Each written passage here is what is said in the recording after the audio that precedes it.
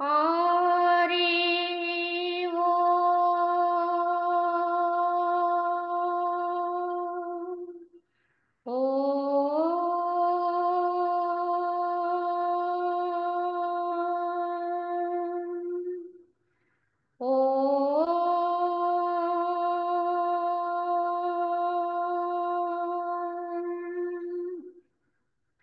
शुक्लांबरधरं विष्णुं शशिवर्णं चतुर्भुजं प्रसन्नवदनं ध्यायेत् सर्वविघ्नोपशान्तये।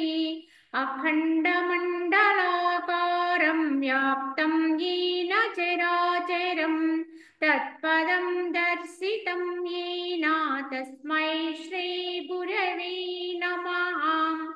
ओम गुरुर्ब्रह्मा गुरुर्विष्णुः गुरुर्देवो महेश्वरः गुरु साक्षात् परं ब्रह्म तस्मै श्री गुरवे नमः।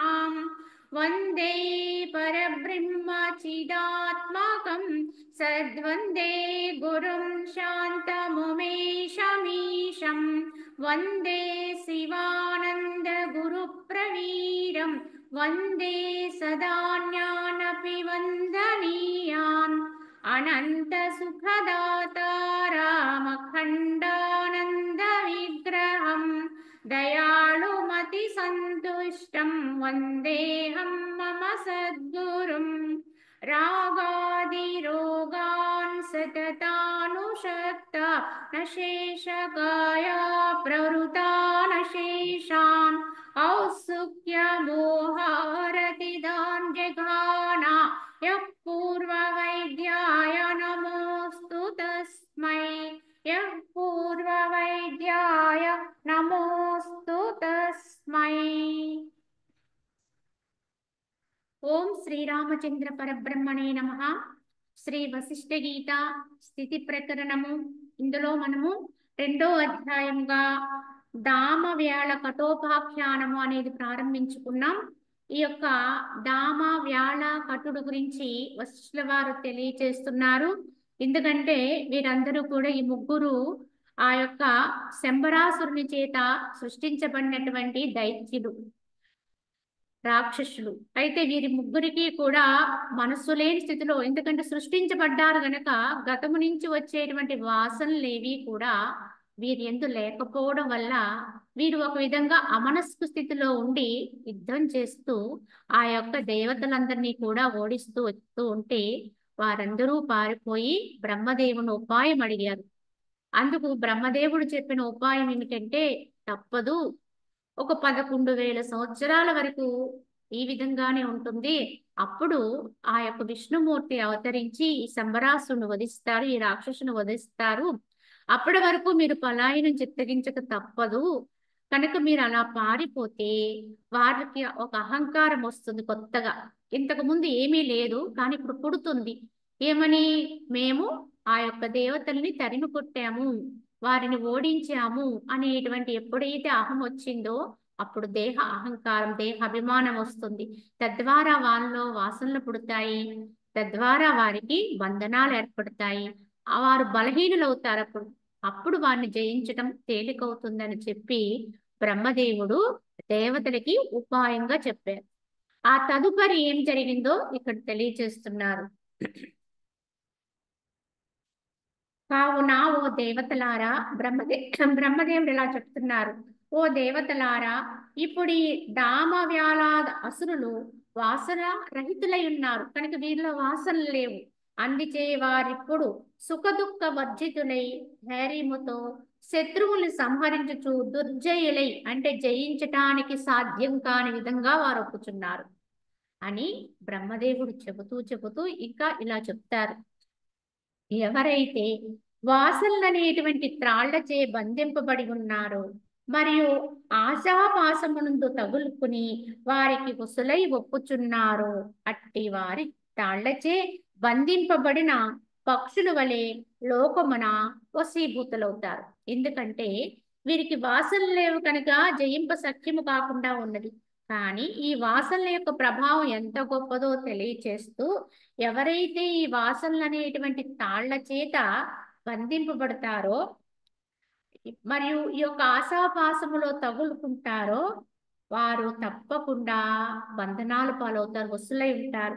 అట్టి వారు తాళ్ల చేత బంధించబడినటువంటి పక్షుల వలె ఈ లోకమున వశీభూతులవుతారు. ఎందుకంటే వలలో చిక్కుకున్న పక్షులు ఏదో దానికి ఆశించి ఆ వలలో ఎలా అయితే చిక్కుకుంటాయో అలా ఈ ఆశలు అనేటువంటి దానికి పోయి ఈ ఆశలతో ఉండడం వల్లనే ఈ యొక్క దుఃఖాలు అనేటువంటి వలల్లో, అజ్ఞానం అనే వలలో చిక్కుకుంటూ ఉంటారు అని చెప్పి బ్రహ్మదేవుడు చెబుతూ, ఏ ధీరులైతే నశించిన వాసనలు కలిగిన వారే ఎచ్చోటను సప్తము కానటువంటి బుద్ధి కలిగి ఉంటారో అట్టి మహాధీమంతులు దేని చేతను హర్షమును పొందరు, దేనికి కోపగించరు, అట్టి వారు లోకమున దుర్జయులొప్పుచున్నారు.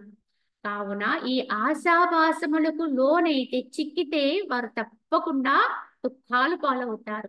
కానీ ఎవరైతే వీటిని ఎదుర్కొంటారంటే వాసనలు లేని వారే నశించిన వాసనలతో ఉంటారు, ఎచ్చోట కూడా సప్తత కలిగిన బుద్ధి ఉండదు ఎవరికైతే, అట్టి అట్టి మహాధీమంతులు దేని చేతను కూడా హర్షాన్ని పొందరు, దుఃఖాన్ని పొందరు, దేనికి కూడా కోపగించుకోరు.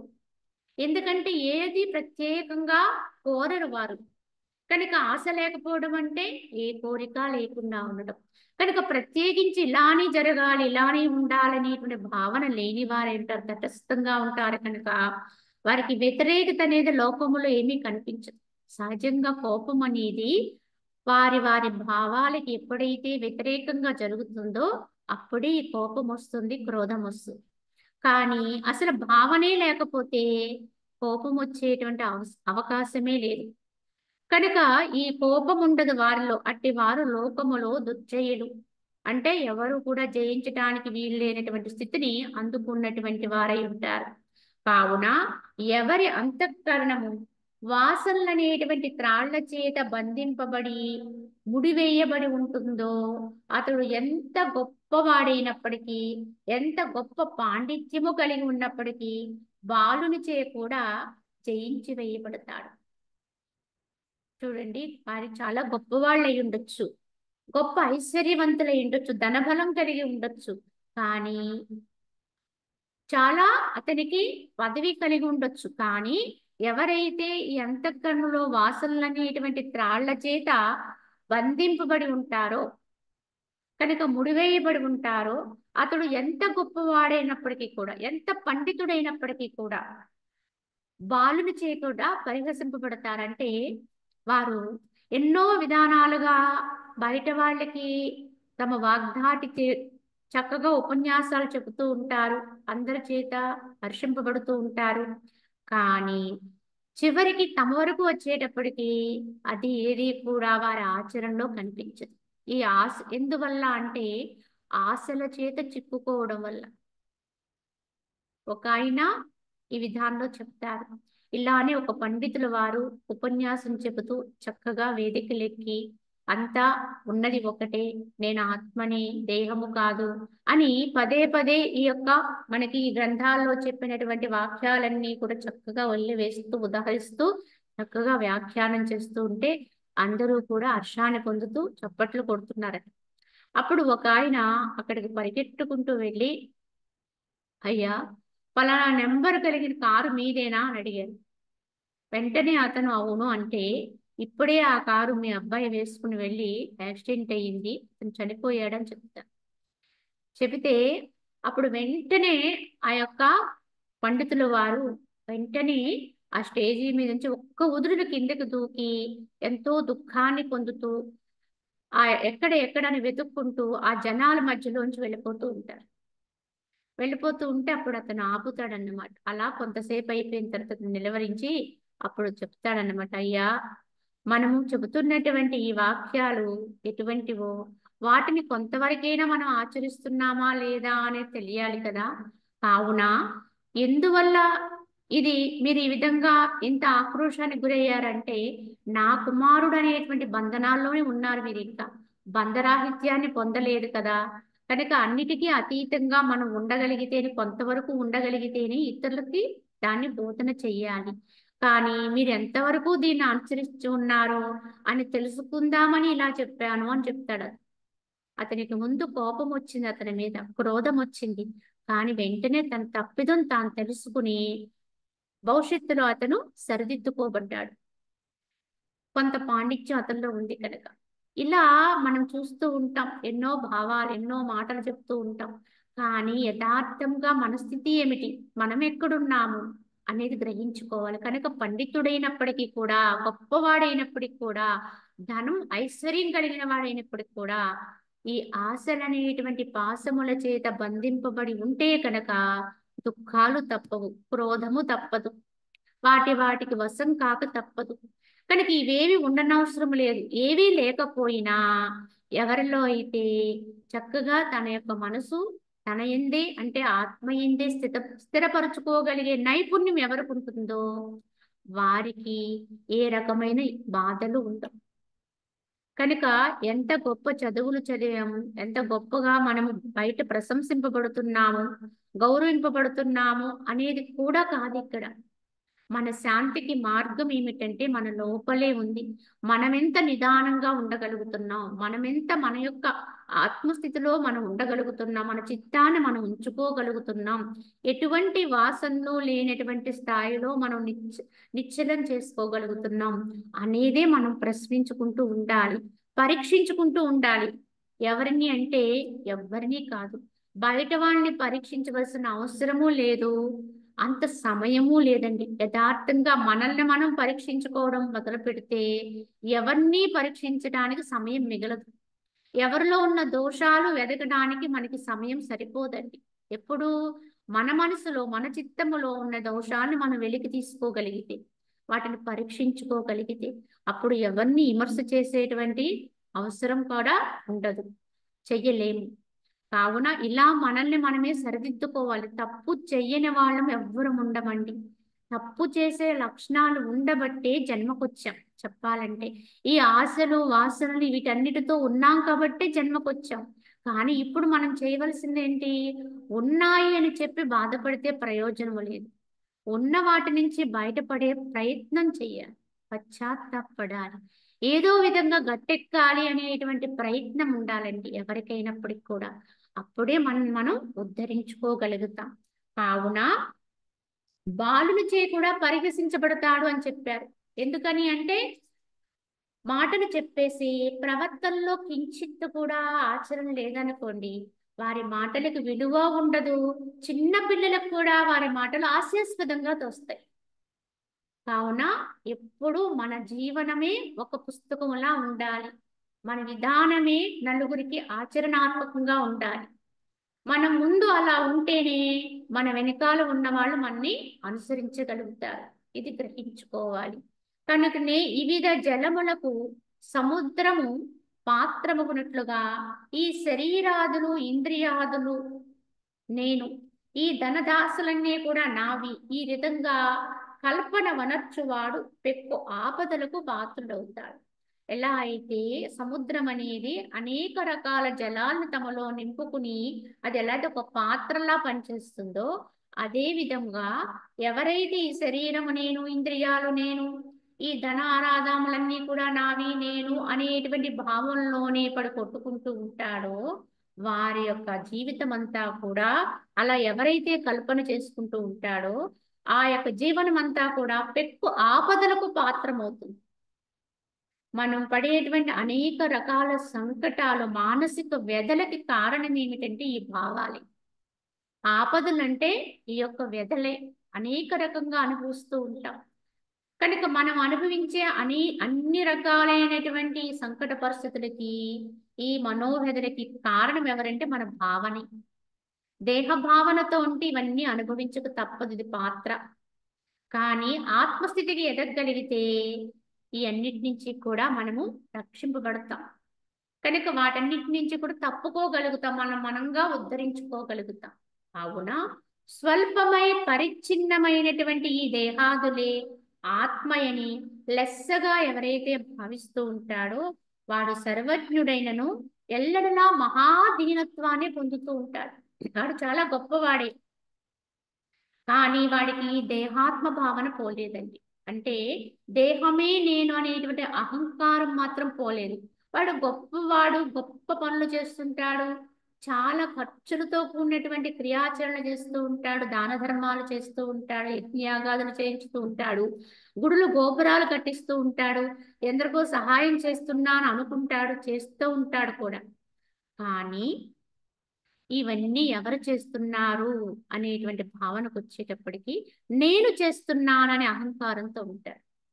ఇంత ఖర్చు పెట్టి ఇన్ని చేసి ఇంత ఆడంబర క్రియలుగా ఇన్ని ఆచరిస్తూ కూడా అక్కడ నేను అనేది వదలకుండానే చేస్తూ ఉంటాడు. నేను పలానా వ్యక్తిని కనుక నా దగ్గర ఇంత ఉంది, నేను ఇంత గొప్పవాణ్ణి, మా వంశం ఇంత గొప్పది కావున నేను వీటిని ఆచరిస్తున్నాను అన్నట్టుగా ఆచరిస్తూ ఉంటాడు. కానీ గ్రహించండి, ఎప్పుడైతే దేహ అహంకారంతో చేసే ఏ కర్మ అయినా సరే, అది చిన్నదైనా పెద్దదైనా, మంచిదైనా చెడ్డదైనా, ఏదైనా సరే అది బంధనాలు పాలు చేస్తుంది. ఎందువల్ల? నేను అనేటువంటి అహం పోలేదు కనుక. కనుక అది ఎక్కడ మళ్ళీ ఇంత చేసినప్పటికి కూడా వాడు బంధనాల్లోనే ఉంటాడు. ఆ కర్మ బంధనం ఏర్పడుతుంది, దాని ఫలాన్ని కూడా వాడు అనుభవించాలి. అనుభవించడం కోసం మళ్ళీ జన్మలకి పోవాలి, లేదా ఇతరత్ర లోకాలకు వెళ్ళి అక్కడ ఆ కర్మ ఫలాలను అనుభవించి మళ్ళీ అయినా జన్మకు రావాలి. కానీ మొత్తానికి వాళ్ళకి ఈ కర్మ బంధాలు తొలగవండి. ఎంతవరకు తొలగవు అంటే ఈ నేను అనే దేహాత్మ భావన ఉన్నంత వరకు తొలగవు, ఎంత గొప్ప కర్మలు చేసినప్పటికీ కూడా. కావున ఎప్పుడైతే ఈ బంధనాలు తొలగలేదో వారికి మహాదీనత్వమే ఉంటుంది. ఎప్పుడు ఏదో దానికి వగుస్తూనే ఉంటారు, అల్లాడుతూనే ఉంటారు. ఎన్ని చేసినా కామ్యకర్మలే చేస్తారు, ఫలాన్ని ఆశించే చేస్తారు. ఎవరికి ఫలము అంటే ఈ దేహానికి వర్తింపు చేస్తూ దీన్ని ఇంకా గొప్పదిగా చేయాలి, దీన్ని ఎక్కడో ఉంచాలి, దీన్ని ఏదో చేసేయాలి అన్నట్టుగా దీనికి సంబంధించిన వారి కొరకు చేస్తుంటారు. ఇలా క్రియాచరణలు చేసి చేసి వాటిల్లో కూడా ఇంకా ఎక్కడో వాళ్ళకి వారు కోరుకున్నది వారి ఆశలకి అనుగుణంగా అవి అందకపోతే దీనులవుతూ ఉంటారు. వారు ఆశించిన ఫలాల కోసము ఎవరినైనా ఆశ్రయించడానికి వెనుకాడు, ఎవరి కాళ్ళైనా పడతారు, మొత్తం మీద ఫలాన్ని పొందాలి అనేటువంటి కాంక్షతో ఉంటారు. కనుక వీళ్ళందరూ కూడా బానిసత్వంలో ఉన్నట్టే. దీనత్వంతో ఉన్నంత వరకు బానిసలమే అందరము కూడా. మనం తెలుసుకోలేకపోవటం, మన స్థితి, మన వాస్తవ స్థితి మనకు అర్థం కానంత వరకు కూడా మనకి భౌతికంలో ఉన్న దాంతో సంబంధం లేదని, మనము దీనులుగా ఉన్నామా ఆనందమయులుగా ఉన్నామా అనేది మనం గుర్తించటానికి మరి ఏమిటి గుర్తు అంటే దేహ అహంకారం వదిలి నువ్వు కర్మాచరణ చెయ్యి, ఏదైనా ఆనందమే. చిన్ని చిన్ని పనులు చెయ్యి, అదైనా ఆనందమే. మీ ఇంటిలో మీరు చేసుకునేటువంటి స్వల్ప స్వల్ప క్రియలు, నిత్యకృత్యాలు అవి చేసుకున్నప్పటికి కూడా దేహాత్మ భావన లేకుండా కనుక చేయగలిగితే, నేను దేహం అనే భావనతో కాకుండా ఆత్మస్థితిలో ఉండి చేయగలిగితే ఎట్టి క్రియ అయినా సరే అది మహదానందాన్ని ఇస్తుంది. కానీ అదే క్రియాచరణ పెద్ద పెద్ద కర్మలు చేసిన దేహ భావనతో చేస్తే అది దీనత్వాన్ని కల్పిస్తుంది, ఎక్కడో చోట లోపాలని ఎత్తి చూపిస్తుంది, దోషాన్ని చూపిస్తుంది, రకరకాలుగా దానివల్ల దీనత్వం వస్తుంది. కనుకనే ఇక్కడ ఏమి చేస్తున్నాం అనేది కాదు, ఏ భావనలో ఏ స్థితిలో ఉండి కర్మాచరణ చేస్తున్నాం అనేది ప్రత్యేకంగా గమనించుకోగలిగి ఉండాలి. అనంతమై అప్రమేయమైనటువంటి ఎవడు అంటే శరీర మాత్రమేను పరిచ్ఛిన్నత్వమును బాగుగా కల్పించును, అట్టివాడు తన ఆత్మను తాని అవసముగా చేసి సంసార అనర్థమున పడద్రోహిసిన వాడవుతాడు అన్నారు ఇక్కడ. సంసారం అనే ఒక అనర్థములో తనని తానే పడవేసుకుంటున్నాడు. ఎవరు పడేసుకుంటున్నారండి? తానైన ఆత్మని ఎవడైతే అణగదొక్కేస్తున్నాడు ఇలాగా అంటే ఈ యొక్క అనంతమై అప్రమేయమైనటువంటి ఎవడు ఈ శరీరం మాత్రమే, అంటే ఈ శరీరమే నేను అనుకున్నటువంటి పరిచ్ఛిన్నత్వాన్ని బాగుగా కల్పించుకుని ఉంటాడు, దేహాత్మ భావనతోటే ఉంటాడు, నేను దేహాన్ని పలానా వ్యక్తిని పలానా పేరు కలిగిన వాణ్ణి అన్నట్టుగా ఎవరైతే గట్టి నమ్మకంతో ఉంటారో వాస్తవానికి అందరూ ఉన్నది ఇదే నమ్మకంలో. 99% పైనే మనం ఉన్నది ఎవరమైనా సరే ఈ భావనతోటే ఉన్నాం. ఎక్కడో ఒక్కడు ఉంటాడండి ఈ భావానికి అతీతంగా. కానీ ఆ ఒక్కడు నేను కావాలి ఎప్పటికైనా. ఎప్పటికైనా ఆ ఒక్కడే నేనైనప్పుడే మోక్షం అని, ముక్తి అండి, బంధనాల నుంచి విడుదల. కావున ఈ యొక్క పరిచ్ఛిన్నత్వాన్ని బాగుగా కల్పించుకుని ఉంటాడు అట్టివాడు తన ఆత్మని తానే, ఇంకొకడెవడు కాదు, అవసరముగా తన ఆత్మను తానే దిగదొక్కుంటున్నాడు, బంధించుకుంటున్నాడు, తానే అవసరంగా దివసత్వాన్ని కల్పించుకుంటున్నాడు. కనుక ఈ భావాన్ని ఎంతైతే విడనాడుతూ వస్తామో, క్రమక్రమంగా ఎవరమైతే ఈ దేహ భావాన్ని విడిచిపెడుతూ క్రమంగా ఆత్మభావాన్ని పెంపొందించుకుంటూ ఉంటామో అంతంత విడుదల అనేది సంభవిస్తూ ఉంటుంది, అంతంత ఆనందం అనేది చేకూరుతూ ఉంటుంది, అంతంత శాంతి అనేది లభిస్తూ ఉంటుంది. కావున ముల్లోకములందును ఆత్మ కంటును వేరుగా ఏదేని వస్తువు అనేది ఉంటే ఉన్నచో దానిని పొందుటకు కాను వాసన అనేది జనింపవచ్చు. కానీ వాస్తవముగా ఆత్మ కంటే ఇంకోటి ఏది లేనే లేదు. మరి ఇంకప్పుడు దేనిని గురించి వాసన పొందాలి అని ప్రశ్నిస్తున్నారు ఇక్కడ బ్రహ్మదేవుడు. ఎందుకంటే నీకంటే వేరుగా ఇంకొకటి ఏదన్నా ఉంటే అది నా దగ్గర లేదు కనుక అది నాకు కావాలి అని కోరడంలో అర్థం ఉంది. కానీ వాస్తవంగా గ్రహించుకుంటే ఉన్నది ఒక్కటే, అదే ఆత్మ, అదే సర్వము నిండి ఉన్నది.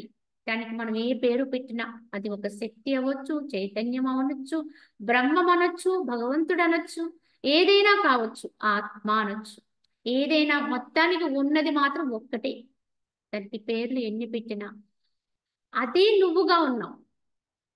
కానీ అదే నేనుగా ఉన్నాను, అదే సర్వమై ఉన్నదనే సత్యాన్ని విస్మరించి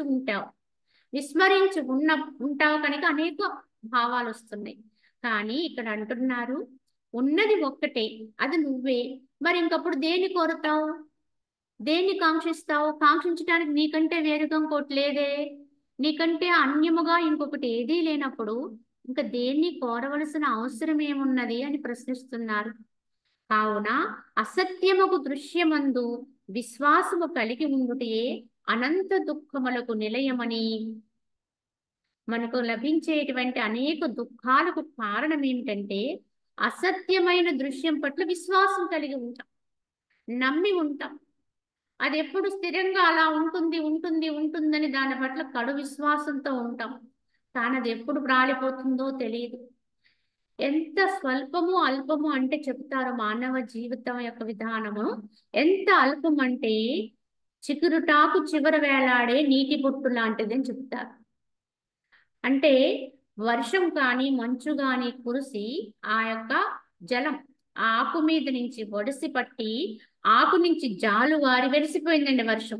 ఇంక చివర ఉన్నటువంటి ఆ నీరంతా ఒడిసి పట్టి ఆకు చివరికి చేరి ఒక ముత్యములాగా ఒక బిందువులా ఆ ఆకును పట్టుకుని వేలాడుతుందండి.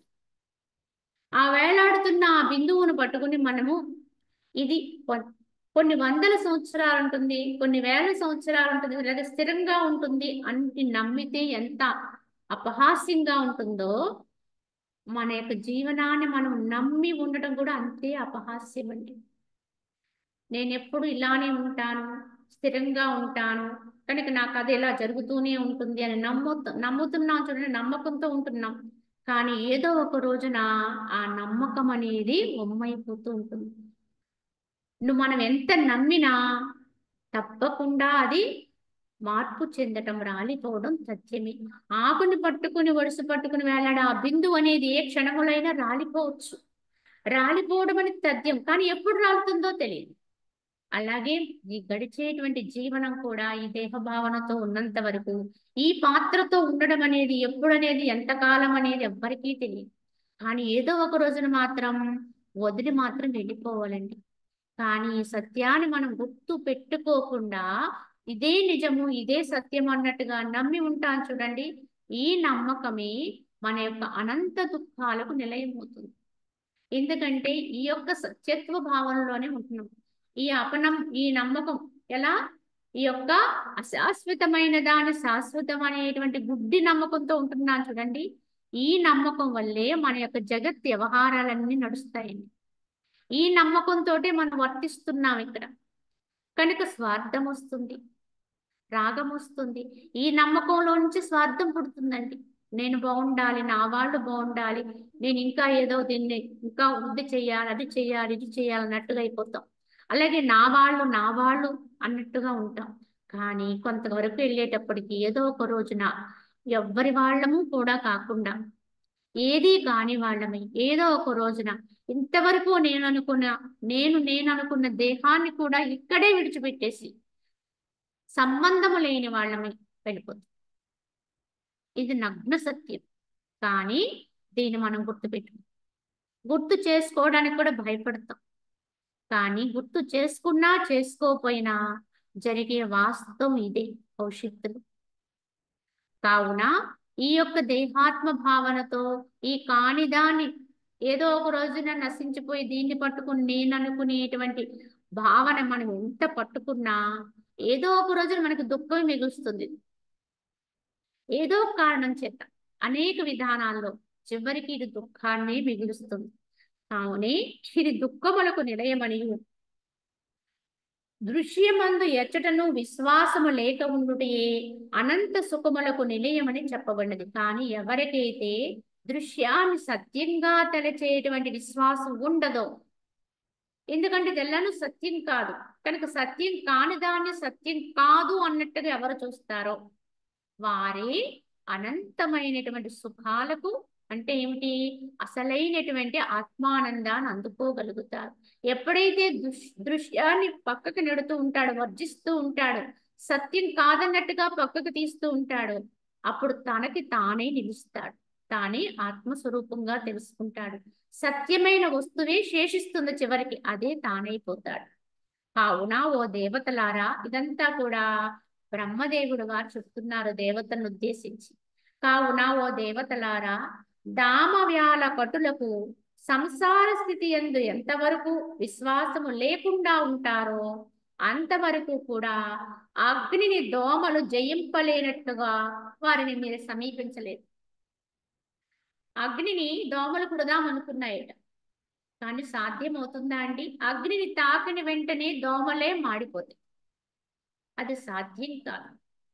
అదే విధంగా ఇప్పుడు ఈ అసురులు ముగ్గురు కూడా ఈ దామవ్యాళ కటులు అనేటువంటి ముగ్గురు కూడా ఈ యొక్క సాంసారిక స్థితి వారిలో వాసనలు లేవు, కావున కామనలు లేవు, అంటే మనసు లేదు. అందువల్ల వాళ్ళు ఎలా ఉన్నారు అంటే అగ్ని వలె ప్రకాశిస్తున్నారు. అలా ఉన్నంత వరకు మీరు వారిని జయించలేరు, వారిని నశింప చెయ్యలేరు. ఎలా అంటే అగ్నిని దోమలు ఎలా అయితే జయింపలేవో అలా మీరు వారిని జయించలేరు, వారిలోకి వాసనలు రానంత వరకు కూడా అని చెప్పారు. దీన్ని బట్టి అర్థం చేసుకోండి, ఎవ్వరమైనా అంటే ఆ రాక్షసులు కాదు లేదు కనుక వాడిని జయించడం సాధ్యం కాదంటున్నారు, ఎలా భౌతికంగా. కానీ ఏ విధానంలోనూ కూడా ఎవరిలో అయితే వాసనలు లేవో, కోరికలు ఉండవో, ఎవరైతే తామైన సత్యత్వ స్థితిలో ఉంటారో వారు ఎవ్వరికి కూడా దాస్యం అంటే ఎవరికి వంగి ఉండవలసిన అవసరం లేదండి. కోరిక ఉంటేనే ఇంకొక దేనికైనా వంగాలండి, లేదా దేనికైనా వసూలు కావాలి, ఇవసత్వం వస్తుంది, దుఃఖాలు వస్తాయి. కానీ అసలు ఏదీ లేదండి. కోరిక లేదు అంటే అక్కడ మనసు లేదు, మనసు లేదంటే వారు ఏ స్థితిలో ఉంటారు? ఆత్మస్థితిలో ఉంటారు. మరి అటువంటి ఆత్మస్థితిలో ఉన్నవాడు ఎవ్వరు కూడా జయించలేరు అంటే ఏమిటి? వాడిని ఏ విధంగానూ కూడా ఈ ప్రలోభాలకి ఎవ్వరు లోను చేయలేరు. అటువంటి వాణ్ణి దుఃఖింపచేద్దామని 1,000,000 మంది ప్రయత్నించిన ఫలం ఉండదంటండి. ఒక ఆత్మజ్ఞుడి కంటి వెంట ఒక నీటి బొట్టును రాల్పించడం కూడా సాధ్యం కాదంట. ఎప్పుడు అతడు ఆత్మజ్ఞుడుగా ఉంటే, అంటే ఎవ్వరు అతను ఏమీ చేయలేరు. ఎవ్వరు ఏమి చేసినా దాన్ని అతను ఏ రకంగానూ తీసుకోడు. చివరికి సంహరించినా చంపినా అంటే ఎవరిని చంపుతావు? చంపుకో, నేనైనా ఆత్మని నువ్వు చంపలేవు. నేను ఎప్పుడు ఉండువాణ్ణి, స్థిరమైన వాణ్ణి, ఆయుధాలు నన్ను ఖండించలేవు. అగ్నిలో పెడితే దహింపబడదు, నీటిలో పెడితే నానదు, ఎండలో పెడితే ఎండదు, మరి నన్ను ఎలా చంపుతారు అన్నట్టుగా అయిపోతారు. దేహమే ఏదైనా నశిస్తే దేహమే పోతుంది, నన్నేం చేయగలరు అన్నట్టుగా అయిపోతారు. ఎవరైనా అవమానిస్తే దాన్ని కూడా తీసుకోరు, నేను ఆత్మని అనుకుంటారు కనుక అవమానం అనేది దేహాన్ని ఉద్దేశించి చేసింది కనుక దాన్ని కూడా తీసుకోరు, దూషణాన్ని తీసుకోరు, అలాగే గౌరవాన్ని తీసుకోరు, ఏది తీసుకోరు. అప్పుడు ఎవ్వరూ వాళ్ళని జయించలేరు. ఏదో రకంగా దేనికైనా లొంగితే వంగితే ఇంకొకళ్ళు ఎవరైనా వాళ్ళని జయించవచ్చు, వాళ్ళకి వశం చేసుకోవచ్చు, వారికి అధీనం చేసుకోవచ్చు, వారు చెప్పినట్టుగా వినేటట్టుగా చేసుకోవచ్చు. కానీ ఏ విధానంలో లేదు. లేనప్పుడు ఎవ్వరికీ వశులు కారండి. వీళ్ళే సర్వ స్వతంత్రులండి. చెప్పాలంటే స్వతంత్రము అంటే ఇదండి. తమ ఆత్మస్థితిని తాము గుర్తెరింగి దాని యందు నిశ్చలం కలిగి ఎవరైతే స్వతహాగానే అన్నిటి నుంచి విడిపడుతూ ఉంటారో అదే యథార్థ స్వాతంత్ర్యం. అంతేగాని ఇంకొకడు ఎవడో ఇస్తే వచ్చేది స్వతంత్రం కాదండి. ఎవరి యొక్క దయతోనో లభించేది స్వాతంత్ర్యం కానే కాదు. ఇదే మన యొక్క వాస్తవ తత్వం. భారతీయులకు ఉన్నటువంటి ఈ గుండె ధైర్యమే మనకి భౌతికములో మన దేశానికి స్వాతంత్ర్యాన్ని తెచ్చిపెట్టిందండి. తెచ్చిపెట్టడానికి కారణం ఏమిటి అంటే బయట ప్రయత్నాలు ఒక్కటే కాదండి, అంతరములో వాళ్ళు ఉండే స్థితి గొప్పదండి. మహనీయులు ఆ రోజు పోరాడినటువంటి యోధులందరిలో కూడా మహనీయుల్లో ఈ రకమైన ఆధ్యాత్మిక చింతన ఉండేది. ఆ యొక్క స్థాయి వారు గుర్తించి అర్థం చేసుకుని ఆ స్థితిలో ఉండే పోరాడారు కనుకే భౌతికములో మనకి స్వతంత్రం వచ్చింది. కానీ ఇప్పుడు పరిస్థితి చూడండి, ఇప్పుడు ఎక్కడా ఈ స్వతంత్రాన్ని నిలుపుకునేటువంటి అవస్థ లేదండి. యువసత్వంలో పడిపోతున్నారు. ఎందువల్ల అంటే అసలైన ఆధ్యాత్మికత కొరవడిపోయింది. అంతర్ములో ఉండవలసిన శుద్ధత్వం అనేది అందనంత వరకు కూడా బయట వ్యవహారం అంతా కలుషితం అయిపోతుంది. ఇలా ఉంది ప్రస్తుత పరిస్థితి. కావున ఇక్కడ బ్రహ్మదేవుడు చెప్తున్నారనమాట, అసలైనటువంటి స్వతంత్ర వారు ఎవరికి వంగరు లొంగరు, ఎవ్వరు వారిని జయించలేరు. ఎవరైతే ఆత్మస్థితిలో ఉంటారో వారిని ఎవ్వరూ వశం చేసుకోలేరు, దేనికి కూడా లోబడరు అని చెప్పి బ్రహ్మదేవుడు చెబుతూ దేహాదులు నశించిన నేను నశించుదును అని ఈ ప్రకారముకు దేహాది అహంభావ రూప వాసన ఎవరి అంతఃకరణమునందు ఉంటుందో అతడు పిరికితనమును దీనత్వమునందును మరియు అట్టి వాడి ఇతరులచే జయింపబడుతూ ఉంటాడు. మరి ఎవరండి జయింపబడుతూ ఉంటారు? ఎప్పటికప్పుడు ఎవరో ఒకరికి వంగిపోతూ లొంగిపోతూ ఉంటారు అంటే ఈ దేహ భావన ఉన్నవాడే వంగిపోతాడండి. ఈ దేహమే నేననుకునే భావనతో ఎవడైతే ఆ నమ్మకంతో ఉంటాడో, ఈ అహంకారంతో ఉంటాడో, ఎవరికైతే ఎప్పుడైతే అహంకారం ఉంటాడో వాడికి అన్ని రకాల వాసనలు ఉంటాయి, కోరికలు ఉంటాయి, భావాలు ఉంటాయి. కావున ఆ వాసనల్ని ఆ కోరికలను తీర్చుకోవడం కోసం ఎవరో ఒకరికి అతను దాసత్యం చేస్తూ ఉంటాడు. కనుక అలా దీనత్వంతో ఉంటాడు, కృపణత్వంతో ఉంటాడు. కనుక అతడు ఎప్పుడు దీనత్వాన్ని పిరికితనాన్ని ఎప్పుడు ఏమైపోతుందో, నేను అనుకునే దేహం ఏమైపోతుందో, దీనికి ఏం అపకారం వస్తుందో, లేదా దీనికి సంబంధించిన వారికి ఏం అపకారం వచ్చేస్తుందో, కావున ఒక్కొక్క విధానములో తప్పని తెలిసి కూడా ఆ మార్గాన్ని అనుసరించే పరిస్థితి కూడా వచ్చేస్తుంది. వాస్తవం కాదనుకుని తెలిసి కూడా అధర్మానికి పాల్పడే విధానం వచ్చేస్తుంది. ఎందుకండి? ఈ దేహ భావన. కావున వారు ఇతరుల చేత జయింపబడుతూ ఉంటారు. అట్టి వాసన లేకున్నా చిన్న దోమ కూడా మేరు పర్వత సమానత్వాన్ని పొందుతుంది. అంటే అసలు వాసన లేకపోతే పరిస్థితి ఏంటి చెప్తున్నారు? వాసన అనేది ఉంటే దేనికైనా వంగాలి లొంగాలి.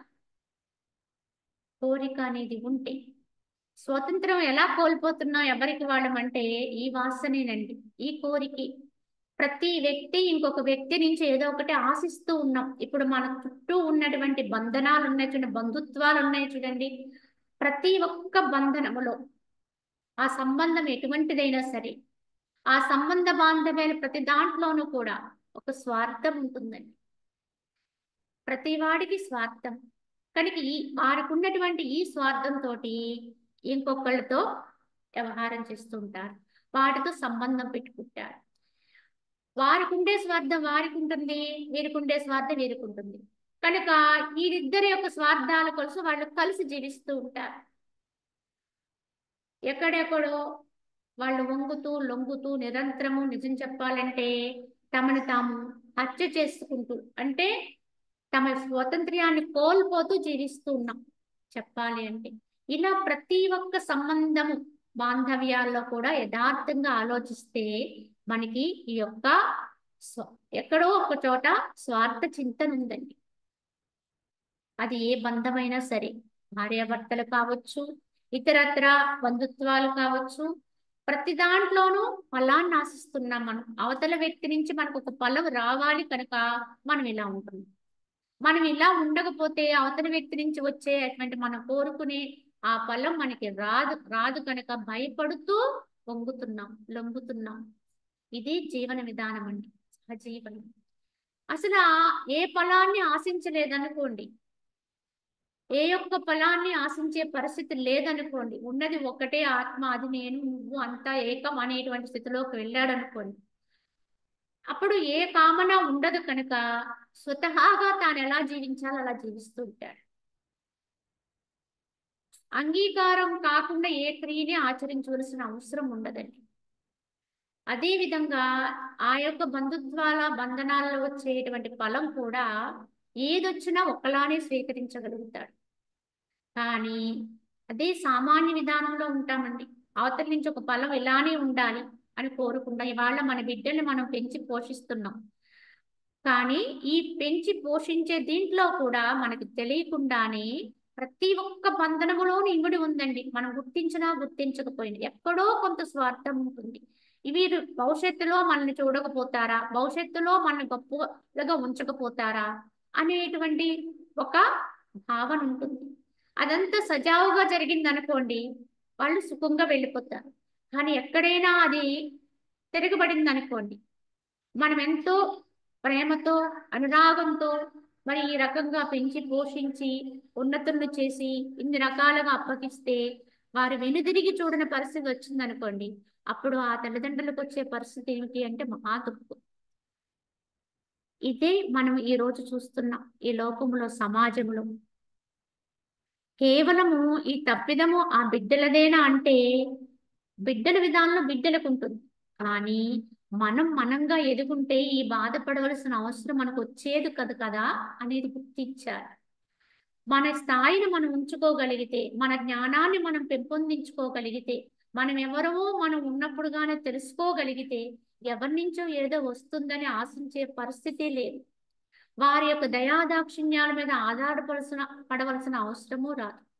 ఎలా ఉన్నా బతుకుతాను, ఏమి తిన్నా ఉండగలుగుతాను అన్నట్టుగా ఎప్పుడైతే అయిపోతామో ఏ రకంగా అయినా ఉండగలుగుతాను.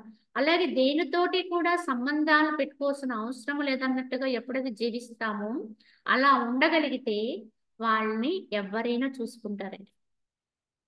ఇక్కడ మన తప్పిదం కూడా ఉంటుంది. ఎలా అంటే ప్రతి దాంట్లోనూ కూడా సంబంధాన్ని పెట్టుకుంటూ ఉంటాం, కల్పించుకుంటూ ఉంటాం కనుక వారు స్వయం విషయాల్లో చొరబడుతూ ఉంటారు పెద్దలు. తద్వారా వారికి ఏదో రకమైన ద్వేషం పుడుతూ ఉంటుంది. మనకి ఎందుకు, మనం ఎంతవరకు ఉన్నాం కనుక మన పాత్రధర్మం ఏమిటి, పాత్రధర్మాన్ని పోషించేసి పక్కకు తప్పుకోవాలి, ఏమీ ఆశించకుండా. అంటే అక్కడ కర్మ చెయ్యాలి కనుక చేసేస్తాం అన్నట్టుగా అయిపోయాం అనుకోండి, వారెవరైనా సరే లోకములో, సమాజంలో లేదా తమ కుటుంబ సభ్యులతోటైనా సరే గౌరవింపబడతారు, ఆదరింపబడతారు. ఎప్పుడు ఆదరింపబడట్లేదు అంటే అక్కడ రెండో వైపు కూడా తప్పు ఉంటుందండి. అవతల వారిదే కాదు, యువతల వారి యొక్క భావనలో కూడా ఆ తప్పిదం ఉంటేనే అది జరుగుతూ ఉంటుంది. కావున ఇప్పుడు మనం సమాజం గురించి మాట్లాడుకోవాలండి. ఎందుకంటే ఆధ్యాత్మికత అనేది కేవలం పుస్తకాల్లో మాత్రమే ఉండిపోయింది అనుకోండి, అది మన దాకా రాదండి. మనం దాన్ని ఉపయోగించుకున్నప్పుడే కదా, మన జీవనాల్లోకి ఆహ్వానించినప్పుడే కదా మనం దాన్ని యథార్థంగా అర్థం చేసుకున్నది. కావున అది ఎక్కడో గ్రంథాల్లో చదివేసుకుని ఓహో అది నాకు అర్థమైపోయిందంటే ఏముండదు. అది తప్పనిసరిగా మన నిత్య కృత్యాల్లో తెచ్చుకోవాలి.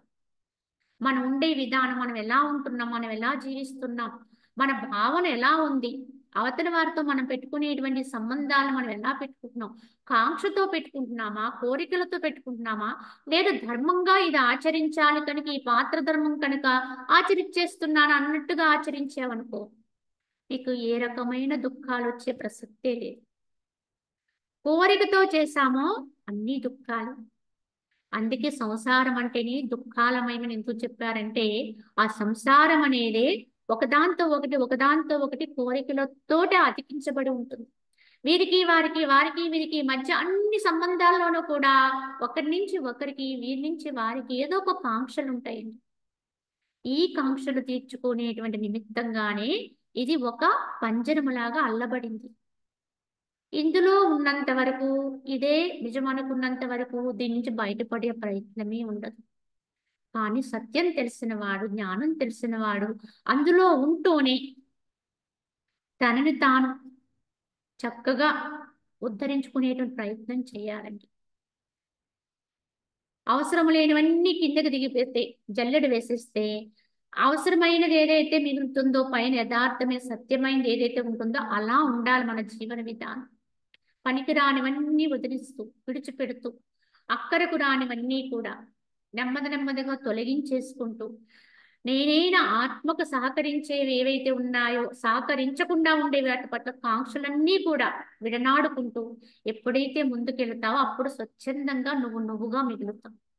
అలా లేనంత వరకు కూడా మనం ఈ బంధనాల్లోనే పాల్పడతాం. చూడండి, మనము వ్యవహారంలో కూడా చూస్తుంటాం. ఎక్కడైనా మనకి ప్రియమైన వాళ్ళు గతించారనుకోండి, వాళ్ళకి మనకి ఏదో సంబంధం ఉంది, ఆ బంధనాల పాలలో ఉన్నాము, దుఃఖం వస్తుంది. కానీ ఆ దుఃఖించే వారి విధానాన్ని ఒక్కసారి పరిశీలన చేయండి. ఎందుకు దుఃఖం వస్తుంది, ఎందుకు దుఃఖిస్తున్నారు అంటే వారు చెప్పే ప్రతి మాటలోనూ కూడా యథార్థం చెప్పాలంటే చనిపోయిన వాడి గురించి ఎవరు దుఃఖించరండి. అతను ఎలానూ పోయారు, లేకపోతే ఎలాగో గతించారు కనుక నువ్వెక్కడికి వెళ్ళిపోయావు, ఏమయ్యావు, ఏ లోకానికి చేరుకున్నావు, ఇప్పుడు నీకు సరిగ్గా చక్కగా అన్ని అందుతున్నాయా లేదా, నువ్వు సుఖమైన మార్గంలో ఉన్నావా లేదా నీకు ఉన్నత జన్మ వచ్చిందా, ఉత్తమ లోకాన్ని పొందావా అని ఎవరైనా విచారిస్తున్నారండి? ఆ చనిపోయిన వ్యక్తిలో ఉన్నటువంటి జీవుడు గురించి ఎవరైనా వగుస్తున్నారా అంటే అస్సలు ఎవ్వరూ దాన్ని తలవరండి.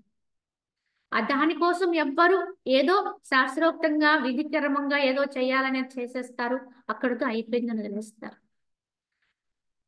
అయ్యో దేహ విడిచిపెట్టావు కదా, దేహాన్ని విడిచిన తర్వాత మరి అసలు మళ్ళీ దేహమే లేనటువంటి స్థితిలో ఎలా తిరుగుతున్నావు ఈ విశ్వంలో పడి ఈదర్లో ఇలా గాలిలో తిరుగుతూ మళ్ళీ జన్మకు వెళ్ళడం కోసం ఎంత ప్రయత్నంతో అల్లాడుతున్నావు కదా, నీకు మంచి జన్మ రావాలి, ఉన్నత లోకాలు కలగాలి అన్నట్టుగా మనం ఎప్పుడైనా వారిని ఉద్దేశించి ఎప్పుడైనా మనం ఏమైనా చేయగలుగుతున్నామండి?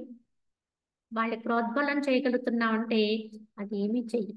మరి ఎందుకు దుఃఖిస్తున్నారు? ఎందుకు అంటే నీ వల్ల నాకు ఈ ఫలం వచ్చేది, నువ్వు ఉంటే నేను ఇలా అనుభవించేవాడిని, ఇలా చూసేవారు, ఇలా పొందేవాళ్ళం, ఇలా చేసేవారు, ఇప్పుడు నాకు ఎవరున్నారు అంటే ఎవరి కొరకు దుఃఖిస్తున్నావు? ఎవరైనా మళ్ళీ మన స్వార్థం కొరకే. నేనేమైపోయానని ఏడుస్తాను తప్ప నువ్వేమైపోయావని ఎవ్వరూ ప్రశ్నించరండి. ఇక్కడ మనం గమనించుకోవాలి. అంటే ప్రతి బంధనములోనూ కూడా ప్రతి ఒక్కరికి స్వయం స్వార్థం ఉంటుంది. ఎప్పటి వరకు ఉంటుంది ఇది అంటే ఈ దేహ భావన ఉన్నంత వరకు ఉంటుంది. దేహాత్మ భావనతో ఉన్నంత వరకు జరిగే సంబంధ బాంధవ్యాలన్నీ ఇలానే ఉంటాయి.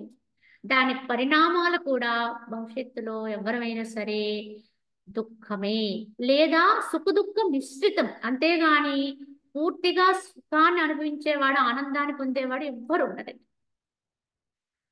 ఈ విధంగానే జీవనాన్ని సాగిస్తూ దుఃఖితులమై బరువుగా నడుపుతూ ఈడ్స్తూ తప్పదురా అన్నట్టుగా మనము జీవనాన్ని గడిపే విధానం ఉంటుంది ఎప్పుడు వీటికి లోబడినప్పుడు. కానీ ఎవరైతే సకాలములో తెలుసుకోవాల్సిన సమయంలోనే తమను తాము గుర్తించి గ్రహించి తెలుసుకుని తమను తాము విడివడింప చేసుకునే స్థితిలోకి వెళుతుంటారో వాళ్ళు అన్ని దుఃఖాలకు అతీతులవుతారు. ఎవరి నుంచి ఏమీ ఆశించే పని లేదు. నిన్ను తీసుకెళ్ళి ఎక్కడో వృద్ధాశ్రమంలో పెట్టేసి అలా చేసే పరిస్థితి తెచ్చుకునేటంత పరిస్థితి రాదు. వారి నుంచి మనమే విడిపడే పరిస్థితి మనమే తెచ్చుకోవాలి. ఎప్పుడెప్పుడు వీటి నుంచి విడిపడాలా అన్నట్టుగా తయారవ్వాలి. ఇంకా ఎంతవరకు దాంట్లో కూరుకుపోదాం, ఎంతవరకు దాన్నే పట్టుకుని వేలాడదాం అనేటువంటి వైరాగ్య భావన రావాలి. ఆ చింతన వచ్చి తొలగుతూ ఉండాలి, నెమ్మదిగా వైదొలుగుతూ ఉండాలి. కనుక ప్రశాంతంగా, కనుక వాటికి అన్నిటికీ దూరంగా ఉండేటువంటి స్థాయిలో నాకు ఆనందంగా నేను హాయిగా ఉండగలను అన్నట్టుగా ఎవరికి వాళ్ళమే సంసిద్ధమైతే, తయారైతే ఎక్కడుంటే అక్కడే ఆనందం. ఇది ఈ విధంగా మనము గమనించుకుంటూ ఆధ్యాత్మిక భావాలు ఎప్పుడో కొన్ని తరాల ముందు చెప్పినా ఇప్పటికి కూడా అదే వర్తిస్తుంది. ఎప్పటికప్పుడే దాన్ని అన్వయించుకుంటూ ముందుకు వెళ్తూ ఉండాలి. కావున ఓ ఇంద్ర, ఈ ప్రసిద్ధములకు దేహాదిలే నేను, ఈ జయాపజయములే నావి అనే వాసన దామవ్యాల కటాదుల అంతఃకరణ కలుగునట్లుగా ఉపాయం ఆలోచించు. ఇంతకీ ఇప్పుడు మీరు ఓడిపోయారు, వాళ్ళు నెగ్గారు. నెగ్గినట్టుగా మీరు వాళ్ళకి ఆ యొక్క భావన కల్పించాలి. కనుక నేను ఇంతమంది దేవతల్ని ఓడింపగలిగాము, మేమింత గొప్పవాళ్ళము, మేమింత గొప్ప పరాక్రమవంతులము, దేవతల్ని కూడా మా చేతిలో పునాతునుకులైపోయారు వాళ్ళు అనేటువంటి అహంకార భావన వారి యొక్క హృదయములో ఉదయించాలి. అప్పుడే వాళ్ళని మీరు జయించగలుగుతారని చెప్పి బ్రహ్మదేవుడు దేవతను ఉద్దేశించి పలికాడు. అదే విధముగా జీవుని యొక్క సమస్త ఆపదలను, భావాభావ దశలు ఏవి కలవో అవన్నీ కూడా తృష్ణ అనే కంటక వృక్షం యొక్క లేత చిగుళ్ళే అవుతాయి. అంటే ఈ యొక్క జీవుడుగా ఉన్నాం, ప్రతి ఒక్కరు దేహాత్మ భావనతో ఉన్నంత వరకు జీవుడుగానే ఉన్నాం. కనుక ఈ జీవుని యొక్క సమస్త ఆపదలు, ఈ యొక్క భావ అభావ దశలు ఏవేవైతే మనం అనుభవిస్తున్నామో అవన్నీ కూడా ఎక్కడివి అంటే ఈ యొక్క తృష్ణ అంటే ఆశ అనేటువంటి కంటక వృక్షం. అంటే ఏమిటి? ముళ్ళ చెట్టు అనమాట. ఆ కంటక వృక్షం యొక్క లేత చిగుళ్ళు అంటే అవి వృద్ధి అయి ఇంకా పెరుగుతూనే ఉంటుంది ఆ వృక్షం. ఇప్పుడు లేతగా ఉన్న చిగుళ్ళే రేపు చక్కగా అవి నిలదొక్కుని మంచి పటుత్వంగా తయారవుతాయి. కావున అలా ఆ వృక్షం పెరుగుతూ ఉంటుంది. కనుక మనం అనుభవించే ఆపదలు, ఈ భావాలు అభావాలు అన్నీ కూడా కోరికల నుంచే వచ్చినాయి, తృష్ణ నుంచే వచ్చాయి. కనుక ఆ మూలములో అసలు ఏది ఉండకూడదు, అది ఉండకుండా ఉంటే ఇవేవి ఉండవండి. కనుక ఈ తృష్ణ అనేది ఎక్కడి నుంచి వస్తుంది? వాసన నుంచి వస్తుంది. ఎందుకంటే తను తాను తెలుసుకోకపోవడం వల్ల, తాను దేహమే అనే అటువంటి అపభావనలో ఉండటం వల్ల వస్తాయండి. ఆత్మభావనలకు వెళితే అన్ని సమూలంగా ఖండించబడతాయి. ఎందుకంటే ఆత్మకు లేనిది కానీ కానిది కానీ లేదు అనేది నగ్న సత్యాన్ని అర్థం చేసుకోగలుగుతాడు. ఆత్మానుభవ స్థితిలోకి వెళితే వాడు పరిపూర్ణుడవుతాడు. కనుక వారి కోరడానికి ఇంకొక వస్తువు కానీ ఇంకొకటి ఏది కూడా అక్కడ ఉండదండి. ఇంకెక్కడికో వెళ్ళాలి, ఏదో చూడాలి, ఏదో పొందాలి, ఏదో అనేది ఏది కూడా వారి ఎందుకు పుట్టదు, రాదు. ఎందుకంటే వారికి ఒక పూర్ణతత్వం, పరిపూర్ణత్వం. ఎందుకంటే అన్నీ తానై ఉన్నటువంటి స్థితి అనుభవానికి వస్తుంది.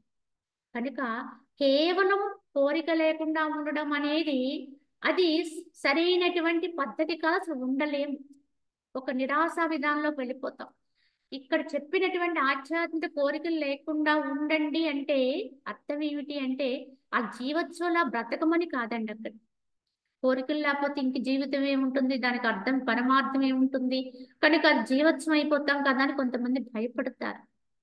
కానీ దీంట్లో ఉండే లోతైనటువంటి సత్యం తెలుసుకోకపోతే ఇలానే అనిపిస్తుంది. కోరిక లేకుండా ఉండడం అనేది ఎలా సాధించమంటున్నారు? నువ్వే సమస్తానికి నిలయమైన స్థితిలోకి వెళ్ళాలి. ఇంకక్కడ తీరంది కానిది, ఎందుకంటే అటువంటి వాడికి లోకమంతా కూడా ఏమవుతుంది? క్రీడాస్థలం అయిపోతుంది. నిజంగా తానే ఆత్మస్థాయిలోకి వెళ్ళి ఆ స్థితిలోకి అనుభవానికి వెళ్ళిపోతే వాడికి నిరాశ నిస్పృహలు ఎప్పుడు ఉండవు. జీవోత్సవంలో బతికేటువంటి విధానం కాదు, వాళ్ళు మహదానందంగా జీవిస్తారు. వాళ్ళు ఆనందంగా ఉంటారు. వాళ్ళు చుట్టూ ఉండేటువంటి స్థితిలో కూడా ఆనందమే వస్తుంది. అదండి అక్కడ లక్షణం. అంతేకాని కేవలం కోరికల్ని త్యాగం చేసి ఏదో మూల కూర్చుని జీవోత్సవంలో బ్రతకమని కాదు. ఇక్కడ స్థాతికి వెళ్ళు, ఆ స్థితిలో నీ యొక్క గొప్పతనాన్ని అర్థం చేసుకుని సంపూర్ణుడవవు. అంటే అప్పుడు ఈ యొక్క జగత్తులో ఏది ఇచ్చినా ఆనందంగానే స్వీకరిస్తాం, ఎలా ఉన్నా ఆనందంగానే స్వీకరిస్తాం, ఎవరినైనా ఒప్పుకోగలుగుతాం, ఎవరినైనా అంగీకరిస్తాం. ఇక్కడ మనం కొందరిని అంగీకరిస్తాము, కొందరిని అంగీకరించలేం. ఇలానే ఉండాలి, అలానే ఉండాలి అని కొన్ని హద్దులు గీసుకుంటాం, కొన్ని గీతలు పెడతాం. ఆ వ్యక్తులు ఆ రకంగా ఉంటేనే వాళ్ళని మనం స్వీకరణ చేస్తాం. అందుకు వ్యతిరేకంగా ఉండాలనుకోండి వాళ్ళ భావాలు, వాళ్ళని వ్యతిరేకంగా చూస్తాం. ఇదే మనకి శత్రుమిత్రత్వాలు కలగడానికి కారణం. కానీ ఆత్మస్థితిలో పరిపూర్ణుడైపోయాడు అనుకోండి, దేన్నైనా అంగీకరిస్తారు, ఎవరినైనా. ఎందుకంటే వారి వారిలో ఉండేటువంటి ఆత్మ ఒక్కటే కనుక, వీరిలో ఉన్న ఆత్మ కానీ ఈ గుణాల చేత ఇది ఒప్పుతుంది, ఈ గుణాల చేత వీరు ఇట్లా ఒప్పుతున్నారు అన్నట్టుగా ప్రతిదాన్ని కూడా సేకరణ చేయగలుగుతాడు, సమృద్ధిగా ఉంటాడు, ఆనందుడుగా ఉంటాడు. ఇదండి. అంతే తప్ప వాసన లేకపోతే వాడు నిస్పృహ నిరాశలతో ఉంటాడని కాదు. వాడి జీవితంలో కూడా నిజంగా ఎదగవలసినటువంటి స్థితి ఉంటే ఎంతైనా ఎదుగుతాడు, దేన్నైనా పొందగలుగుతాడు. ఎందుకంటే వారిలో ఉన్న ప్రతిభలన్నీ మేల్కుంటాయి. ఇప్పుడు మనం చూస్తున్న అతి చిన్న వయసులోనే ప్రతిభావంతులుగా ఉంటున్నారు, గొప్ప స్థాయిని పొందుతున్నారంటే వారికి తప్పకుండా అంతో ఇంత ఆత్మస్థితి ఉంటుందండి, తమ స్వస్థాన స్థితి. అది మర్చిపోకుండా చూసుకోవాలి మనం, దాన్ని విస్మరించకుండా ఆ ఎరుకులో ఉండగలిగితే, ఆ ఎరుకులో ఉండగలిగిన వాడే దేన్నైనా సాధించగలుగుతాడు, ఎంత గొప్పవాడిగైనా ఎదగగలుగుతాడు. కావున వాసన అనేటువంటి త్రాడుచే బంధింపబడినటువంటి మనుజులకు విపరీత జ్ఞానము కలుగును. వాసన అభివృద్ధి పొందిన మహా దుఃఖమును కలగజేయను, ఛేదించి వేయబడిన మహాసుఖమును కలగజేయనన్నారు. ఎందుకంటే ఈ వాసన అనేటువంటి త్రాడు చేత బంధించబడినటువంటి మనుజునికి, ఈ వాసనల చేత కట్టుబడినటువంటి మనుజుడు అంటే ఈ వాసనలే అనేక కోరికలకు కారణం, నిలయం. కనుక ఈ కోరికల చేత కట్టుబడినటువంటి మనుషునికి విపరీత జ్ఞానం వస్తుంది, వ్యతిరేకత. ప్రతిదాన్ని కూడా ఆలోచించేటువంటి విధానములో వ్యతిరేక భావాలు ఉంటాయి. మొత్తానికి ఏదో రకంగా తాను అనుకున్నది, తాను కాంక్షించింది ఏదైతే ఉందో అది పొందటానికి ఆలోచిస్తాడు. దాని కొరకు ఎగుడు దిగుడు మార్గాలైనా ఎన్నుకుంటాడు. అవసరమైతే అధర్మానికి కూడా ఒడిగడతాడు. ఎందుకండి అంటే వెనకాలన్నటువంటి ఈ తృష్ణే, ఈ యొక్క వాసన కోరికలు, వీటి ప్రభావం చేతే మనుజుడు ఈ విధంగా అధమాధుడుగా కూడా అయిపోయే ప్రమాదం వస్తుంది, వాటిని అదుపు చేసుకోలేకపోతే. ఇప్పుడు మనం అనుకునేటువంటి అనేక రకాలైనటువంటి దుష్టులుగా చెప్పబడుతున్నారు, హంతకులుగా చెప్పబడుతున్నారు, రకరకాల విధానాల్లో చూస్తున్నాం. కారణం వాళ్ళు మనుషులు కాదండి అంటే వాళ్ళు మనుషులే. వాళ్ళు ఏమన్నా మనకంటే వేరేగా ఉన్నారా అంటే వాళ్ళకు కూడా మనకున్న శారీరక అవయవాలన్నీ ఇలానే ఉన్నాయి. ప్రతి ఒక్క వారికి కూడా ఉండేటువంటి అవయవ సమృద్ధి అలాగే ఉంది, వారికి మనసు ఉంటుంది, బుద్ధి ఉంటుంది, అన్నీ ఉంటాయి. కానీ అది సక్రమంగా లేకపోతే,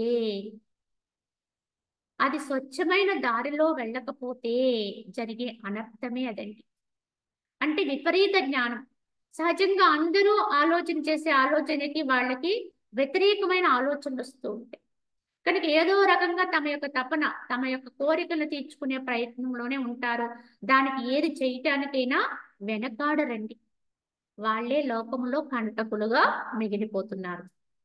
కావున ఈ వాసన అనేది అభివృద్ధి పొందిన మహా దుఃఖానికి తావవుతుంది. ఈ వాసనలే గట్టి పడిపోయి బాగా వృద్ధి చెందిపోయినాయి అనుకోండి, మహా దుఃఖానికి తావవుతుంది అన్నారు. ఎందుకంటే ఈ వాసనని అదుపు చేసుకోలేకపోవడం వల్లే, ఈ కోరికల యొక్క ఉద్ధృతి వల్లే మానవుడు దానవుడుగా అయిపోతున్నాడు ఈరోజు. సరే, అప్పుడు పరిణామాలకి ఆ కొద్ది క్షణాలు అతను నిగ్రహించుకోలేకపోవడం వల్ల అతడు దానవ క్రియతోటి దానవుడు అయిపోయాడు.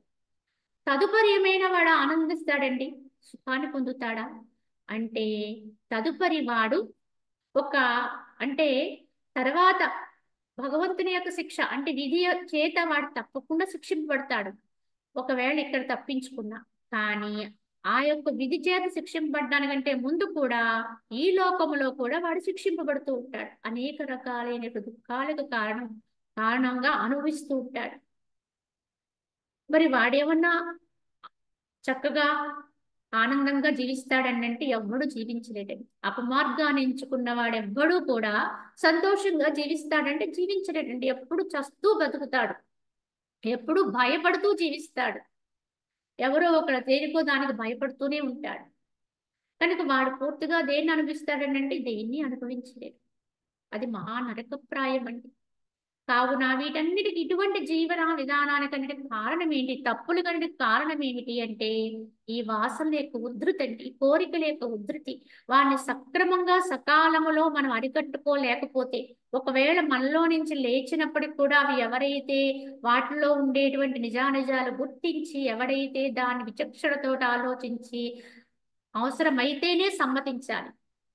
ఎంతవరకు అవసరమో అంతవరకే జీవన విధానములు అన్నట్టుగా జీవితాన్ని గడపాలి తప్ప, కోరిందల్లా ప్రతీదీ తీర్చుకుంటూ వెళ్ళామనుకోండి, చివరికి మనల్ని అది దానవత్వంలోకి తీసుకెళ్ళిపోతుంది. ఈ యొక్క జ్ఞానమే ఇప్పుడు అవసరం అండి. ఈ మానవాళికి కనీసం మానవుడు మాధవుడు అనవసరం లేదు. కనీసం మానవుడు మానవుడిలా జీవిస్తే చాలండి. దానవుడు కాకుండా ఉంటే చాలు. అలా ఉండాలంటే ఇప్పుడు కావాల్సింది ఏమిటి అంటే లోకానికి ఈ యొక్క ఆత్మ విద్య, ఈ ఆధ్యాత్మిక విద్య, ఈ ఈ యొక్క వాస్తవ తత్వాన్ని గుర్తించగలిగేటువంటి జ్ఞానం తెలియచేయబడితే ఒక సక్రమమైనటువంటి మార్గం ఏర్పడుతుంది. కావున ఈ విధంగా వాసనల్ని అదుపులో ఉంచుకోలేకపోతే వాడి పరిణామంలో మహా దుఃఖము. కానీ ఎవరైతే ఈ వాసనని తమ అదుపులో పెట్టుకోగలుగుతారో, ఛేదించుకుంటారో వారు ఎంతో సుఖాన్ని, ఆ శాంతిని అనుభవించగలుగుతారు. దాన్ని విడిస్తే ఏమీ లేదండి, చక్కగా హాయిగా శాంతిగా ఉండొచ్చు. ఎంత కోరిక పెరిగితే అంత దుఃఖమేనండి, అంత అశాంతి. ఆ ఒక్క కోరిక అది లేకపోతే పోయింది, ఏమైంది అన్నట్టుగా అయిపోయామనుకోండి, వెంటనే మనకి ఎక్కడ లేని శాంతి వచ్చేస్తుంది. ఒక వేసి చెప్తుందండి విధానములు, ఒక నగ్న సత్యం ఏమిటంటే ఆమె ఉన్నది ఉన్నట్టుగా చెప్పుద్ది. ఆమె యొక్క వృత్తి అది కనుక, ఆ వృత్తి ధర్మంగా ఆమె తెల్లవార్లు కూడా ఎదురు చూసింది విటుల కోసం. అలంకరించుకుని రకరకాలుగా ఆ యొక్క వీధి గుమ్మం ముందు నిలబడి ఎవరిటొస్తారా అని చెప్పి ఆవిడ నిలబడి చూస్తూనే ఉన్నది. కళ్ళు గాయలు కాచినాయి, నిద్ర లేదు, కళ్ళు మంటలు మండుతున్నాయి. అయినప్పుడు కూడా ఆమె అక్కడ నిలబడుతూనే ఉంది. పోనీ లోపలికి వెళ్ళిపోదామంటే ఈ దారిని ఎవరైనా వస్తే వీళ్ళు లేరు అని చెప్పి వెళ్ళిపోవచ్చు కదా, అందుకని నేను ఇక్కడే నిలబడి ఉండాలి. కనుక నిలబడే ఉంది. కాళ్ళు పీకుతున్నాయి, తాగుతున్నాయి, అయినప్పటికీ కూడా ఆమె అలా నిలబడే ఉంది. ఇలా తెల్లవార్లు జాము జాము ఎదురు చూస్తూ నిలబడి నిలబడి నిలబడి చివరి జాములో ఆమెకు విరక్తి వచ్చిందండి. వైరాగ్యం వచ్చి, ఎందుకు వచ్చింది, ఎవరు వచ్చినా ఎవరప్పుడు నాకు సంబంధం లేదు కనుక ఈ అని ఆ కాంక్షను తీసేసి లోపలికి వెళ్ళింది. హాయిగా ప్రశాంతంగా నిద్రపోయింది. అప్పుడు ఆమె ఒక గాన రూపంగా దాన్ని చెప్తుందనమాట. ఈ మనస్సు అనేది ఎంత ఆశపడితే, ఎంత కోరికలతో ఉంటే ఎందుకంటే అక్కడ అంత దుఃఖాన్ని కూడా అది అనుభవిస్తూనే ఉంది. ఆ కాంక్ష యొక్క ప్రభావం అండి, ఆ కోరిక తీర్చుకునేటువంటి ప్రభావం చేత తానెంత కష్టపడుతున్నది అనేది కూడా గ్రహించుకోనటువంటి స్థితి. దాన్ని కూడా సుఖంలాగా చూసుకుంటూ ఉంటారు. కానీ ఎప్పుడైతే ఈ వాసన అనేది మనలోంచి తీసేస్తామో, ఆ కోరిక తీరకపోయినా నా హాయిగా ఉండగలను అనే ధైర్యం, తీరత్వం వస్తుందో వెంటనే శాంతి వచ్చేస్తుంది. ఏదైనా అంతే, మన జీవితంలో ఉండేటువంటి ఏ కోరికలైనా సరే ఆ కోరిక ప్రభావమే మన నిద్రపోనివ్వదు, రకరకాల పరిస్థితుల్లో పడేస్తుంది.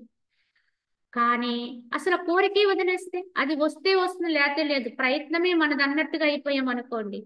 ఇక్కడ ప్రయత్నం ఉండాలండి. ఒక్కటి కోరిక లేకుండా ఉండమంటే నువ్వు ఎలా జీవించాలి అలా జీవించాలి, వ్యవహారంలో ఉండాలి. ప్రతివాడు ప్రయత్నపరుడై ఉండాలి. ఎవ్వరు కూడా ఏ వృత్తి ధర్మాన్ని పాటించకుండా ఉన్నవాడు ఉన్నట్టుగా స్తబ్దుగా ఉండిపోమని ఎక్కడ ఎవరు చెప్పలేదండి. ఎవరి వృత్తి ధర్మాన్ని వాళ్ళు ఆచరించాలి. ఎవరి విధానంలో వాళ్ళు ప్రయత్నపరులై ఉండాలి. వ్యవసాయం చెయ్యాలి, వ్యవసాయమే ప్రయత్నం అండి. కానీ ఫలం మాత్రం ఆశించొద్దు. ఫలము పరమాత్మకి ఎరుక. కనుక ఏమొస్తే అది, ఏదొచ్చినా అన్నట్టుగా ప్రయత్నించుకుంటూ వెళ్ళమని దీని అంతరార్థం. కనుక కోరికను ఎవడైతే విడవగలుగుతాడో వాడు మహాసుఖాన్ని పొందగలుగుతాడు.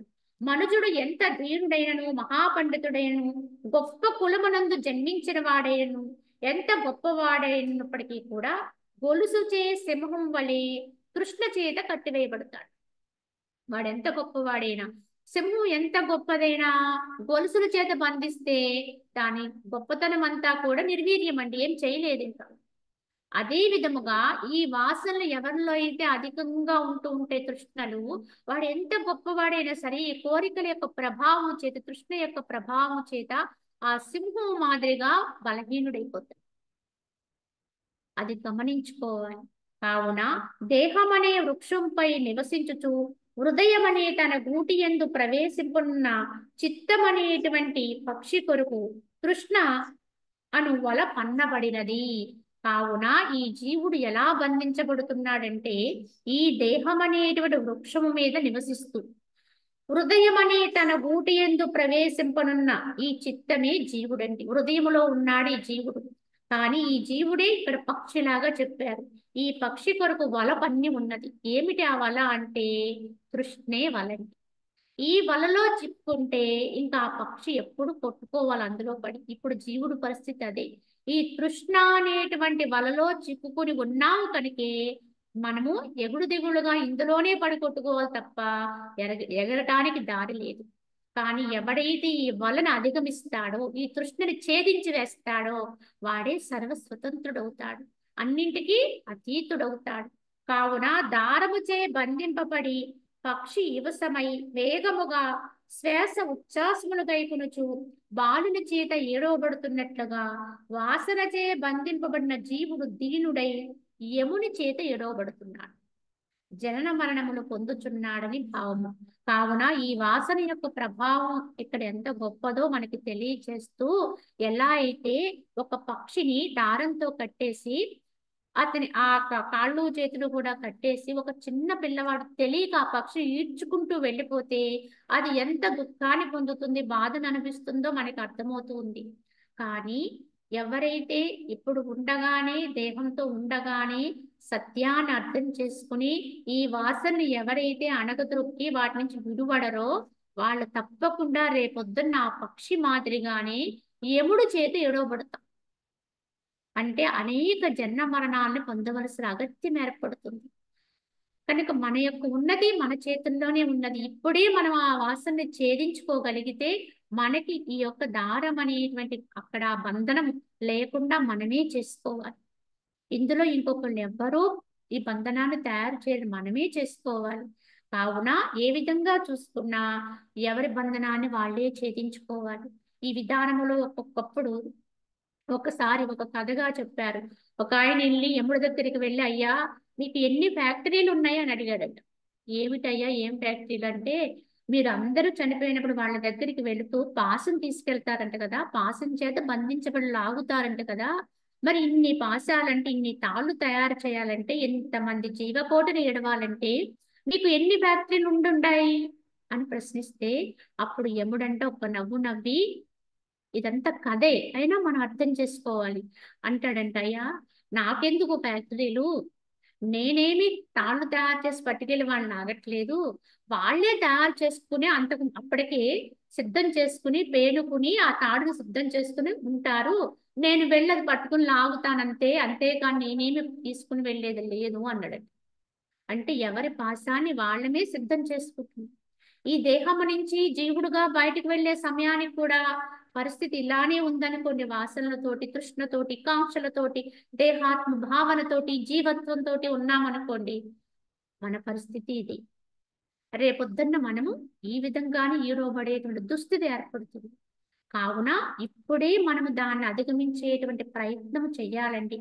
అన్ని సమృద్ధిగా ఉన్నప్పుడే చక్కగా మనకి అన్ని వసతులు, చక్కగా మనకి దేహం ఇచ్చాడు, అవయవ సౌష్ఠవం ఇచ్చాడు, ఆరోగ్యం ఉంది, అన్ని ఉన్నాయి. చక్కటి విధానములో మనం ప్రయత్నపరులమై ఉండాలి. సాధనా మార్గములు ప్రయత్నంతో మనసుని అధిగమించే ప్రయత్నం చేయాలి. వాసనలు లేకుండా ఉండడానికి, కోరికలను అధిగమించడానికి నెమ్మది నెమ్మదిగా వాటిని తొలగించుకుంటూ కోరికల యొక్క ఉధృతిని ముందు తొలగించుకోవాలి. అలాగే మంచి కోరికలు, చెడ్డ కోరికలు కనుక చెడ్డ కోరికలన్నీ తీసేసి కొన్నిటిని మంచిగా ఆమోదిస్తూ ఉండాలి. క్రమంగా అవి లేకపోయినా ఏవి లేకపోయినా నేను ఉండగలననేటువంటి పరమధైర్యంలోకి వెళ్ళాలి. ఇలా మనము ఒక మెట్టు ఎక్కుతూ మనం ఉద్ధరించుకోవాలని దీని భావన. దీనికి సంబంధించిన మరికొంత జ్ఞానాన్ని మనం వచ్చే భాగంలో తెలియజేసుకుందాం. హరి ఓం తత్సత్. ఓం